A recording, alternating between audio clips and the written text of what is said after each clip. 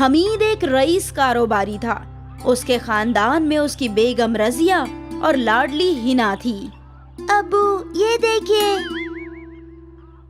ارے واہ بیٹا، تم نے اتنی اچھی تصویر بنائی. یہ آپ ہے، یہ امی اور یہ میں، اور یہ ہمارا گھر. لیکن ہمارا گھر تو سفید ہے، تم نے نیلا کیوں رنگا ہے؟ وہ ابو، ہمیں نیلا رنگ بہت پسند ہے، اس لیے ہم نے گھر کو نیلا رنگ دیا. اگر ہماری بیٹی کو نیلا رنگ پسند ہے تو ہم کل ہی ہمارے گھر کو نیلا رنگوائیں گے. آپ بھی کہاں بچی کی باتوں میں آ رہے ہیں. بیگم صاحبہ، اگر ہماری گڑیا کو نیلا رنگ پسند ہے تو یہ ہماری ذمہ داری ہے کہ ہم گھر کو نیلا رنگوا دیں، اور ہم آج ہی کسی اچھے رنگ ساز کو بلوائیں گے. بھلا آپ دونوں کے آگے میری کوئی اختیار ہے؟ جیسی آپ کی مرضی، آپ گھر کو نیلا رنگے یا پیلا. رضیہ کو یہ صرف بچی کی ضد لگ رہی تھی، لیکن حمید کے لیے اس کی بیٹی کی ہر ضد ضروری تھی. حمید نے پورے گھر کو نیلا رنگوا دیا. اب کیسا ہے؟ جیسا مجھے پسند ہے ویسا. یہ ہوئی نا بات. ابو، ہم کئی روز سے گھومنے نہیں گئے. میرے سارے دوست اپنے والدین کے ساتھ سیر پر گئے ہیں. آپ کی یہ خواہش بھی ہم جلد ہی پوری کر دیں گے. ہم تینوں کل ہی کہیں سیر کرنے جائیں گے. امی تیاری کیجیے، کل ہم جا رہے ہیں. کہاں؟ سیر پہ. رضیہ بچی کا بڑا دل ہے سیر پہ جانے کا، اسی لیے کل ہی چلتے ہیں. ٹھیک ہے. اگلی صبح ہی حمید کا خاندان اپنی کار میں نکل گیا. وہ لوگ ایک تفریحی پارک میں پہنچے جہاں ہنا خوب کھیلی. صبح سے شام تک تینوں مزے کر رہے تھے، اور پھر شام کو تینوں کار میں بیٹھ گئے. رات کے اندھیرے میں حمید ہائی وے پر کار چلا رہا تھا کہ یکایک ایک ٹرک نے ان کی کار میں ٹکر مار دی، اور اس حادثے میں حمید نے موقع پر ہی دم توڑ دیا اور ہنا اور رضیہ زخمی ہو گئی. اگلی صبح جب انہیں ہوش آیا، حمید کہاں ہے؟ وہ نہیں رہے. اور میری بیٹی ہنا؟ اسے بس کچھ کھروچیں آئی ہیں، وہ باہر ہے.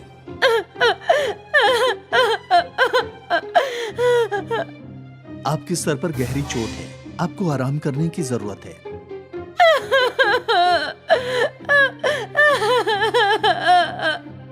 اب رضیہ اور ہنا کا اس دنیا میں کوئی نہیں تھا. کچھ روز بعد اسپتال سے ڈسچارج ہو کر رضیہ گھر پہنچی تو اسے ایک آدمی نے روک لیا. آپ کون ہیں اور ہمیں ہمارے گھر میں جانے سے کیوں روک رہے ہو؟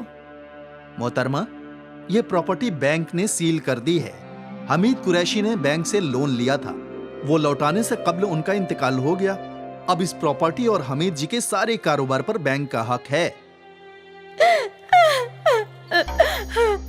اب رضیہ اور ہنا کے پاس سر چھپانے کے لیے بھی گھر نہیں تھا. رضیہ روتے روتے چل رہی تھی. وہ دونوں ایک پارک کے پاس پہنچی اور رضیہ بینچ پر بیٹھ گئی. کیا ہوا امی؟ ان انکل نے ہمیں ہمارے گھر کے اندر داخل کیوں نہیں ہونے دیا؟ اب وہ گھر بھی ہمارا نہیں رہا ہے نا. لیکن کیوں؟ اب یہ سب تو تیرے ابا کو ہی علم ہوگا. تو اب ہم کہاں رہیں گے؟ معلوم نہیں. رضیہ رو رہی تھی. اس کے رونے کی آواز ایک خاتون کے کانوں میں پڑی. وہ رخسانہ تھی، رضیہ کی سہیلی. رخسانہ رضیہ کے پاس آئی. رضیہ، تو ایسے رو کیوں رہی ہے؟ رخسانہ.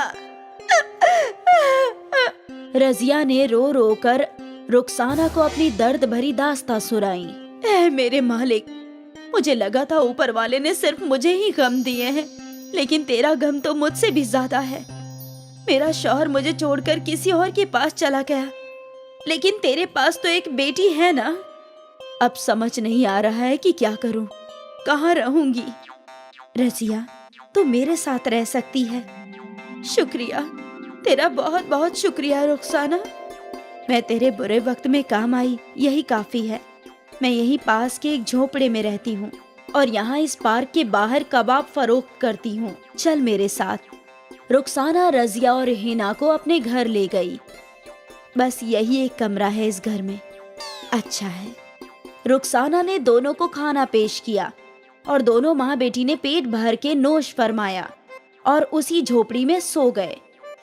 अगली सुबह रुखसाना जल्दी उठकर कबाब बनाने की तैयारी करने लगी। मुझे भी उठा देती, तुम गहरी नींद में सो रही थी, सोचा तुम्हें तकलीफ क्यों दूं। तुमने मेरी खातिर इतना कुछ किया है, कम से कम मैं तुम्हारी मदद तो कर ही सकती हूँ ना। और फिर रजिया भी रुखसाना के साथ कबाब बनाने लगी। तुम तो बहुत अच्छा कबाब बनाती हो। हिना के अब्बू भी यही कहते थे, मेरे कबाब उनके मन पसंद थे। रजिया, तुम्हें इस दर्द को भुलाना ही होगा। हिना के अब्बू हमेशा तुम्हारे साथ रहेंगे। हाँ। कबाब तैयार हो जाने के बाद रुखसाना उन्हें फरोख्त करने पार्क में जाया करती थी। आंटी, एक कबाब पाव देना। ये लो बेटा, 20 रुपए। उस लड़के ने वो कबाब पाव खा लिया। आंटी, एक और दो ना। उसने दूसरा कबाब भी खा लिया। एक और। कितने लजीज है ये कबाब पाव। लड़के की बात सुनकर रुखसाना ने भी एक कबाब चखा। हकीकत में रजिया कबाब बहुत अच्छे बनाती है। आज कम वक्त में रुखसाना ने सारे कबाब फरोख्त कर दिए। अरे रजिया, देख सारे कबाब खत्म हो गए। तेरे हाथ में तो जादू है। लोग एक के बाद एक कबाब खाए ही जा रहे थे। पहली बार मेरे सारे कबाब फरोख्त हो गए। अच्छा है, कल से हम और ज्यादा बनाएंगे। हाँ, यकीनन। अगली सुबह रजिया ने ज्यादा कबाब बनाए और आज भी सारे कबाब धड़ाधड़ फरोख्त हो गए। जो भी कबाब खा रहा था सब तारीफ ही कर रहे थे। ये सिलसिला अगले कई रोज तक चलता रहा। फिर एक रोज रुखसाना की तबीयत खराब हो गई। उसे बहुत तेज बुखार था। रुखसाना, आज तुम आराम करो। तो ये कबाब कौन फरोख्त करेगा? मैं। हिना, तुम खाला का ख्याल रखना। ठीक है अम्मी। लेकिन तुम ये कैसे करोगी? जैसे तुम रोज करती हो। फिक्र ना करो, मैं सब कर लूंगी। रजिया कबाब पाव लेकर पार्क के बाहर बैठ गई। एक एक करके कई खरीदार ने कबाब पाव खरीदे। फिर एक शख्स रजिया के पास आ गया। आपा, ये कबाब आप कहाँ से खरीदती हैं? हम खरीदते नहीं हैं, मैं खुद इन्हें बनाती हूँ। इतने जायकेदार कबाब मैंने कभी नहीं खाए। मैं सुशांत हूँ, मैं एक इवेंट कंपनी में काम करता हूँ। क्या आप हमारी इवेंट्स के लिए ऐसे ही कबाब बनाएंगी? हाँ हाँ, क्यों नहीं। सुशांत ने रजिया को अपना कार्ड दे दिया। आप मुझे कल सुबह कॉल कर दीजिए, मैं आपकी रोज की फरमाइश दे दूंगा और हमारे मुलाजिम आपके घर पैसे की अदायगी कर कबाब ले जाएंगे। जी ठीक है। ये सुनकर रजिया बहुत खुश थी। रात को घर पहुंचते ही उसने सारी बातें रुखसाना और हिना को बताई। ये तो बहुत अच्छी खबर है रजिया। अगली सुबह रजिया ने सुशांत को कॉल लगाया और उसने 1000 कबाब की फरमाइश दे दी। रजिया, रुखसाना और हिना ने मिलकर कबाब बनाए और फिर कंपनी के मुलाजिम को कबाब देकर पैसे ले लिए। ये कारवां चलता रहा। सुशांत रोज रजिया को कबाब की फरमाइश देता था। रजिया और रुखसाना की कमाई में इजाफा हो गया था। अब उन दोनों ने एक अच्छा और बड़ा घर ले लिया। हिना वापस स्कूल जाने लगी। रजिया और रुखसाना ने और कई ख्वातिनों को काम पर रख लिया और इस तरह कबाब पाव ने तीनों की किस्मत सवार दी। മഹാരാഷ്ട്രയിലെ ഒരു ഗ്രാമത്തിലായിരുന്നു മീനുവിന്റെയും രാജുവിന്റെയും വീട്. അവരുടെ അച്ഛനും അമ്മയും ചെറുപ്പത്തിലേ മരിച്ചുപോയിരുന്നു. അതുകൊണ്ട് അമ്മൂമ്മയാണ് അവരെ വളർത്തിയത്. ദരിദ്രരായതുകൊണ്ട് അവരുടെ വീട്ടിൽ ഗ്യാസ് സിലിണ്ടർ ഇല്ലായിരുന്നു. 3 പേരും രാവിലെ തന്നെ കാട്ടിൽ പോയി വിറക് ശേഖരിക്കുമായിരുന്നു. മീനു, നീ ഇതുവരെ എത്ര വിറക് ശേഖരിച്ചു? ഞാൻ 15 വിറകുകൾ ശേഖരിച്ചു. ബുദ്ധൂസ്, നിനക്കാണെങ്കിൽ 10 എണ്ണല്ലേ കിട്ടിയുള്ളൂ. അമ്മൂമ്മ ഇവള് നുണ പറയുകയാ. ഇവൾ 10 കഷ്ണമേ കൂട്ടിയിട്ടിട്ടുള്ളൂ. എന്നിട്ട് എന്റെ 5 വിറകുകൾ കട്ടെടുത്തതാ. നിങ്ങൾ ഇങ്ങനെ വഴക്കിടാതിരിക്കൂ. രണ്ടാളും ഇങ്ങനെ മത്സരിച്ചോണ്ടിരിക്കുന്നത് എന്തിനാ? അവനവന്റെ ജോലിയിൽ ശ്രദ്ധിക്ക്, അതിൽ സന്തോഷം കണ്ടെത്ത്. ഒരു ദിവസം രാജുവും മീനുവും അമ്മൂമ്മയും വിറക് കഷ്ണങ്ങൾ ശേഖരിക്കുകയായിരുന്നു. അപ്പോൾ അവർക്ക് ആരോ കരയുന്ന ശബ്ദം കേൾക്കാനിടയായി. ഈ ശബ്ദം ആ തടാകത്തിൽ നിന്നാണല്ലോ വരുന്നത്. വാ, പോയി നോക്കിക്കളയാം. ഏതെങ്കിലും ക്രൂര മൃഗങ്ങളാണെങ്കിലോ? മോളെ, കരയുന്നവരെ നമ്മൾ സഹായിക്കുകയാണ് വേണ്ടത്. ഒന്നുമില്ലെങ്കിലും നമുക്ക് അവിടെ വരെ ഒന്ന് പോയി നോക്കുകയെങ്കിലും ചെയ്യാം. ആരാ കരയിൽ നിന്ന് നോക്കാലോ. 3 പേരും തടാകക്കരയിലേക്ക് എത്തി. മരത്തിനു പുറകിൽ മറിഞ്ഞിരുന്ന് അവർ നോക്കി നിന്നു. ഒരു രാക്ഷസൻ തടാകക്കരയിൽ കിടക്കുന്നതും കരയുന്നതും അവർ കണ്ടു. ഓ, ഇതേതോ ഭീകരനായ രാക്ഷസനാണെന്ന് തോന്നുന്നു. നമുക്ക് അവന്റെ അടുത്തേക്ക് പോകണോ? ആദ്യം ഞാൻ പോയി നോക്കിയിട്ട് വരാം. നിങ്ങൾ ഇവിടെ തന്നെ നിന്നാൽ മതി. അമ്മുമ്മ രാക്ഷസന്റെ അടുത്തേക്ക് പോയി. അപ്പോ അവർ കണ്ടത് രാക്ഷസന്റെ ദേഹമാസകലം പരിക്കേറ്റ് കിടക്കുന്നതാണ്. രാക്ഷസന് കല്ലേറേറ്റതുപോലെയായിരുന്നു കിടന്നിരുന്നത്. നീ ആരാണ്? എന്താ നീ ഇവിടെ ചെയ്യുന്നത്? അമ്മേ, ഞാൻ സമുദ്രത്തിലെ ഒരു ദ്വീപിൽ നിന്നാണ് വരുന്നത്. അങ്ങനെയെങ്കിൽ നീ ഇവിടെ എങ്ങനെ എത്തി? ഞാൻ മാംസം കഴിക്കാറില്ല. അതുകൊണ്ട് എന്റെ വർഗത്തിലുള്ളവർ അവരുടെ കൂട്ടത്തിൽ നിന്ന് എന്നെ പുറത്താക്കി. ഞാൻ മഹാരാഷ്ട്രയിലെത്തിയപ്പോൾ ആളുകൾ എന്റെ മുഖവും രൂപവും ഒക്കെ കണ്ട് പേടിച്ചു. അവരാണ് എന്നെ കല്ലെറിഞ്ഞത്. ഞാൻ ഓടി ഓടി ഇവിടെ വരെ എത്തി. രാജു, മീനു, മരത്തിന്റെ പുറകിൽ നിന്നും പുറത്തേക്ക് വാ. ഇത് ദുഷ്ടനായ രാക്ഷസനല്ല. രാജുവും മീനുവും അമ്മൂമ്മയും ചേർന്ന് രാക്ഷസന്റെ മുറിവുകൾ കഴുകി. കഴിക്കാനായി ഫലങ്ങൾ കൊടുത്തു. ഈ ഫലങ്ങൾ ഞങ്ങൾ ഈ കാട്ടിൽ നിന്ന് തന്നെ പറിച്ചതാ. നീ നോക്കുകയാണെങ്കിൽ നിനക്കും ഇവിടുന്ന് മാങ്ങയും ഞാവൽപ്പഴങ്ങളും അമൃതും ഒക്കെ കിട്ടും. പിന്നീട് രാമുവും അമ്മൂമ്മയും മീനുവും എപ്പോഴെല്ലാം കാട്ടിൽ പോകുന്നുണ്ടോ അപ്പോഴെല്ലാം രാക്ഷസനെ കാണാറുണ്ടായിരുന്നു. പക്ഷേ ഒരു ദിവസം ഒരു പോലീസുകാരൻ അവരെ 3 പേരെയും തടഞ്ഞു. ഞാൻ പറയുന്നത് കേൾക്കൂ. നാളെ മുതൽ കാട്ടിൽ പോകരുത്. സർക്കാർ കാട്ടിൽ ചെന്നുള്ള മരം വെട്ടൽ നിരോധിച്ചിരിക്കുകയാണ്. താങ്കൾ തെറ്റിദ്ധരിച്ചിരിക്കുകയാണ് സർ. ഞങ്ങള് മരം വെട്ടുകാരൊന്നുമല്ല. വെറുതെ നിലത്ത് കിടക്കുന്ന വിറക് കഷണങ്ങൾ ശേഖരിക്കുകയേ ഉള്ളൂ. ദേ അമ്മൂമ്മേ, ഞങ്ങളെ പൊട്ടന്മാരാക്കരുത്. ഒരു പ്രാവശ്യം ഞാൻ കേറണ്ടെന്ന് പറഞ്ഞാ കേറണ്ട. അങ്ങനെ അവരുടെ കാട്ടിലേക്കുള്ള യാത്ര തടയപ്പെട്ടു. വിറക് കിട്ടാനില്ലാത്തത് കാരണം രാജുവിന്റെയും മീനയുടെയും വീട്ടിൽ പലപ്പോഴും അടുപ്പ് പുകയാതെയായി. പഴങ്ങളും കിട്ടാതെയായി. അമ്മൂമ്മ പരിചയക്കാരുടെ കടയിൽ നിന്നും അവർക്ക് വേണ്ട സാധനങ്ങൾ കടം വാങ്ങി തുടങ്ങി. അങ്ങനെ അത് വീട്ടിലേക്ക് കൊണ്ടുവന്നു.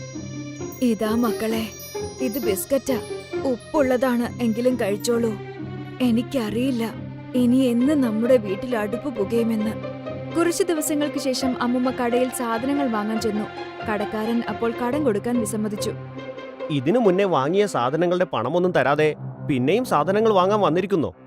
കടം മേടിക്കുന്നതിനൊക്കെ ഒരു പരിധിയില്ല എന്റെ അമ്മൂമ്മേ. ഒരു കാര്യം ചെയ്യ്, കുട്ടികളെയും കൂട്ടി മുംബൈക്ക് പോക്കോ. എന്തെങ്കിലുമൊക്കെ ജോലി കിട്ടാതിരിക്കില്ല.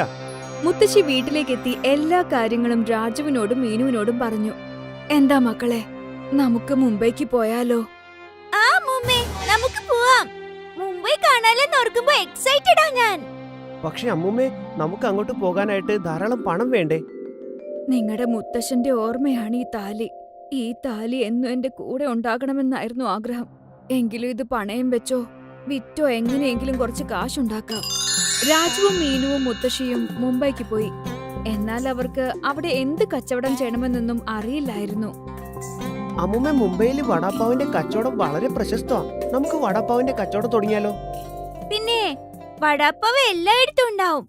വെറുതെ അത് ചെയ്തിട്ട് ഒരു കാര്യമില്ല. എന്നാ നമുക്ക് സമൂസയും ബ്രെഡ് പക്കോട ഉണ്ടാക്കാം. വേണ്ട, ചൗമീനും ദോശയും മതി. ചൗമീൻ ഉണ്ടാക്കാൻ കാരണം ഈ പരിസരത്തെങ്ങും ചൗമീന്റെ കടയെങ്ങും കാണുന്നില്ല. എന്നാൽ അപ്പോൾ കാട്ടിൽ രാക്ഷസന് വേവലാതിയായി. കാട്ടിലേക്ക് രാജുവിനെയും മീനുവിനെയും കാണാതായിട്ട് ദിവസങ്ങളായിരുന്നു. എന്താ പറ്റിയതെന്നറിയില്ല. രാജുവും മീനുവും അമ്മൂമ്മയും എന്നെ കാണാൻ വരാത്തത് എന്തുകൊണ്ടാ? എന്നെ പേടിച്ചിട്ടാകുമോ? അതോ എന്നോടെന്തെങ്കിലും വഴക്കുണ്ടായിരിക്കുമോ? എന്തായാലും ഞാൻ ഒരു തവണയെങ്കിലും അവരെ പോയി കണ്ടേ തീരൂ. ഒരു ദിവസം രാക്ഷസൻ കാട്ടിൽ നിന്നും പുറത്ത് നാട്ടിലേക്ക് വരാൻ ശ്രമിച്ചു. എന്നാൽ അവൻ പോലീസിന്റെ കണ്ണിൽ പെട്ടു. രാക്ഷസന്റെ പിന്നാലെ തോക്കും കൊണ്ട് അയാൾ പാഞ്ഞു. രാക്ഷസൻ ഓടി കുളത്തിൽ ചാടി. എന്നിട്ട് വെള്ളത്തിൽ മറിഞ്ഞു കിടന്നു. അങ്ങനെ ഇത്തവണ അയാൾ രക്ഷപ്പെട്ടു. പോലീസുകാരൻ അവിടുന്ന് പോയതും രാക്ഷസൻ പുറത്തേക്ക് വന്നു. എനിക്കെന്തെങ്കിലും സംഭവിച്ചാലും രാജുവിനെയും മീനുവിനെയും അമ്മൂമ്മയെയും കണ്ടേ മതിയാകും. അവരെന്തെങ്കിലും പ്രശ്നത്തിൽ പെട്ടിരിക്കുമോന്ന് അറിയില്ലല്ലോ. അവര് 3 പേരും വലിയൊരു പ്രശ്നത്തിൽ തന്നെയായിരുന്നു. കാരണം അവരുടെ ചൗമീന്റെ കച്ചവടം ആകെ കുഴപ്പത്തിലായിരുന്നു. അവരുടെ കടയുടെ അടുത്ത് വേറെ 2 പേർ കൂടി ആ കച്ചവടം തന്നെ തുടങ്ങി. രാജു, നീ നാട്ടിലേക്ക് പോയിക്കോ. എന്നിട്ട് ജമീന്ദാറിന്റെ കൃഷിയിടത്തിൽ എന്തെങ്കിലും ജോലി ചെയ്യാൻ നോക്ക്. ഇവിടെ മുംബൈയിൽ നമ്മുടെ 3 ആളുടെയും ചെലവിനുള്ളത് കിട്ടുന്നേയില്ല. എന്തായാലും ഞങ്ങൾക്ക് 2 ആൾക്കുള്ള വക എങ്ങനെയെങ്കിലും ഉണ്ടാക്കാം. രാജു നാട്ടിലേക്ക് തിരിച്ചെത്തി. രാക്ഷസൻ മാമയെ കണ്ടിട്ടിപ്പോ കുറെ നാളായിട്ടുണ്ടല്ലോ. എന്തായാലും അദ്ദേഹത്തെ കണ്ട് ഞങ്ങളുടെ സങ്കടങ്ങൾ പറയുക തന്നെ വേണം. ഒരു ദിവസം രാത്രിയിൽ മരങ്ങൾക്കിടയിൽ അവൻ ഒളിച്ചിരുന്നു. കാട്ടിലേക്കുള്ള ചെക്ക് പോസ്റ്റിനടുത്ത് അവിടുത്തെ പോലീസുകാർ ഉറങ്ങുന്നത് നോക്കി കാത്തിരുന്നു. അങ്ങനെ അവർ ഉറങ്ങാൻ കയറിയപ്പോ അവൻ പതിയെ കാട്ടിലേക്ക് നടന്നു. രാക്ഷസൻ ഒരു മരത്തിന്റെ മുകളിൽ ഒളിച്ചിരിക്കുകയായിരുന്നു. അങ്ങനെ രാക്ഷസൻ രാജുവിനെ കണ്ടതും മരത്തിൽ നിന്നും താഴേക്ക് ചാടി. നിങ്ങൾ എന്നെ പേടിപ്പിച്ചു കളഞ്ഞല്ലോ അമ്മാവ. പിന്നെ പറ, എന്തൊക്കെയുണ്ട് വിശേഷങ്ങൾ? ഇവിടെ വല്ലാത്ത കഷ്ടപ്പാടാണ് മോനെ. ഈ സർക്കാർ ഉദ്യോഗസ്ഥന്മാർ എപ്പോഴും കാട്ടിലേക്ക് കയറി വരും. അത് കാരണം എനിക്ക് എപ്പോഴും ഒളിച്ചിരിക്കേണ്ടതായി വരും. നിങ്ങൾ 3 പേരും എങ്ങോട്ട് പോയതാ? ഇത്രയും ദിവസമായിട്ടും ഇങ്ങോട്ട് വരാഞ്ഞതെന്താ? ഞങ്ങൾ മുംബൈക്ക് പോയിരിക്കുമായിരുന്നു. മുത്തശ്ശിയും മീനും ഇപ്പോഴും അവിടെ തന്നെയാണ്. എന്നാൽ അവിടെ കച്ചവടം ഒന്നും നന്നായി നടക്കുന്നില്ല. അതുകൊണ്ടാ ഞാൻ ഇങ്ങോട്ട് പോന്നത്. എന്ത് കച്ചവടമാ നിങ്ങൾ അവിടെ തുടങ്ങിയത്? ചൗമീന്റെ കച്ചവടമാ തുടങ്ങിയത്. ചൗമീനോ? അതെനിക്ക് വളരെ ഇഷ്ടമാണ്. പിന്നെ എനിക്ക് ബ്രെഡ് പക്കോടയും ഇഷ്ടമാണ്. എന്റെ അമ്മ ചെറുപ്പത്തിൽ എനിക്ക് പക്കോട ചൗമീൻ ഉണ്ടാക്കി തരുമായിരുന്നു. പക്കോട ചൗമീനോ? ആ, ചൗമീൻ ഉണ്ടാക്കി പാത്രത്തിൽ വെച്ചിട്ട് ശരിയാക്കി എടുക്കണം. അപ്പോഴത് പക്കോട ചൗമീനായി മാറിയിരിക്കും. എങ്കിൽ മുത്തശ്ശിയോട് പക്കോട ചൗമീൻ ഉണ്ടാക്കാൻ പറയാം. ശരിയാണ് പറഞ്ഞത്. സാധാരണ ചൗമീൻ എല്ലാവരും ഉണ്ടാക്കുന്ന ഒന്നാണല്ലോ. പക്ഷെ നിങ്ങൾ പക്കോട ചൗമീൻ ഉണ്ടാക്കിയാൽ വേറെ ആരും അത് ഉണ്ടാക്കുകയില്ല. ആളുകളെല്ലാം നിങ്ങളുടെ കടയിലേക്ക് വരികയും ചെയ്യും. രാക്ഷസൻ അമ്മാവ, ഇത്തവണ ഞാൻ മുംബൈയിലേക്ക് ഒറ്റയ്ക്കല്ല പോകുന്നത്. നിങ്ങളെയും കൊണ്ടുപോകും. ഇല്ല, എനിക്ക് ആളുകൾക്കിടയിൽ വരുന്നത് പേടിയാ. പേടിക്കണ്ടെന്നേ, ഞാൻ ആളുകളോട് പറഞ്ഞോളാം മാമൻ ആരെ ഉപദ്രവിക്കാത്ത നല്ല രാക്ഷസനാണെന്ന്. രാജു പിറ്റേന്ന് തന്നെ പോലീസുകാരോട് സംസാരിച്ചു. അങ്കിൾ, കാട്ടിലൊരു രാക്ഷസൻ താമസിക്കുന്നുണ്ട്. ദയവ് ചെയ്ത് അദ്ദേഹത്തെ എന്റെ കൂടെ വിടണം. ഈ രാക്ഷസന്മാർ നമുക്കെല്ലാം അപകടമാ. അതുകൊണ്ട് അവനെ കൊന്നിട്ടേ ഞാൻ അടങ്ങൂ. ഞാൻ പറയുന്നതൊന്ന് വിശ്വസിക്കൂ അങ്കിൾ. ഈ രാക്ഷസൻ മാംസം തിന്നുകയില്ല. അതു കാരണമാ അദ്ദേഹത്തെ ആ രാജ്യത്ത് നിന്ന് പുറത്താക്കിയത്. അങ്ങനെ അദ്ദേഹം എവിടെയും പോകാനില്ലാതെ നമ്മുടെ ഇടയിൽ വന്നപ്പോ നമ്മളാ അദ്ദേഹത്തെ കണ്ട് പേടിച്ചത്. എന്നിട്ട് കല്ലെറിഞ്ഞ് ഓടിക്കുകയും ചെയ്തു. അങ്ങനെയാണെങ്കിൽ ആ രാക്ഷസനോട് ചെയ്തത് അന്യായമാണ്. ശരി, നിനക്ക് ആ രാക്ഷസനെ കൊണ്ടുപോകാം. അങ്ങനെ രാജു ആ രാക്ഷസനെ കാട്ടിൽ നിന്നും പുറത്തെത്തിച്ചു. ഗ്രാമത്തിലുള്ളവരെല്ലാം രാജുവിനെ രാക്ഷസന്റെ കൂടെ കണ്ട് ആശ്ചര്യപ്പെട്ടു. രാജു രാക്ഷസനെയും കൂട്ടി മുംബൈക്ക് പോന്നു. അവൻ കച്ചവടം നടത്തുന്നതിനായി തട്ടുകടയിലേക്ക് രാക്ഷസനെയും കൂട്ടി. അങ്ങനെ ഒത്തിരി ആളുകൾ കടയിൽ വരാൻ തുടങ്ങി. അവിടെ അവർക്ക് രാക്ഷസനെ കാണുകയും ചെയ്യാം, പക്കോട ചൗമീൻ കഴിക്കുകയും ചെയ്യാം. അങ്ങനെ രാജുവിന്റെയും മീനുവിന്റെയും മുത്തശ്ശിയുടെയും സാമ്പത്തിക ഞെരുക്കം മാറിക്കിട്ടി. അവർ സന്തോഷമായി ജീവിക്കാൻ തുടങ്ങി. അവരന്ന് രാക്ഷസനെ സഹായിച്ചില്ലായിരുന്നുവെങ്കിൽ അവർക്കൊരിക്കലും ഇതുപോലെ ജീവിക്കാൻ സാധിക്കില്ലായിരുന്നു. നിങ്ങൾ കേട്ടിട്ടില്ലേ, നല്ലത് ചെയ്താൽ നിങ്ങൾക്ക് നല്ലത് തന്നെ തിരിച്ചു കിട്ടും. മുകുന്ദന് പനത്തോട്ടമുണ്ടായിരുന്നു. അവൻ സ്വന്തമായി പനമരത്തിൽ കയറി നൊങ്ക് പറിച്ചിടും. പിന്നീട് ആ നൊങ്കെല്ലാം എടുത്ത് വ്യാപാരിയുടെ കയ്യിൽ കൊണ്ടുപോയി കൊടുത്തിട്ട് അതിൻ്റെതായ കാശ് വാങ്ങിക്കും. ഇത് നോക്കൂ സാറേ, പനനൊങ്ക് ഇന്ന് നിങ്ങൾ കുറെ തരാൻ നോക്കൂ. മാർക്കറ്റിൽ പനനൊങ്കിന് നല്ല ഡിമാൻഡുണ്ട്. ശരി സാർ, നാളെ തൊട്ട് ഞാൻ കുറെ പനനൊങ്ക് കൊണ്ടുവരാൻ ശ്രമിക്കാം. ശരി.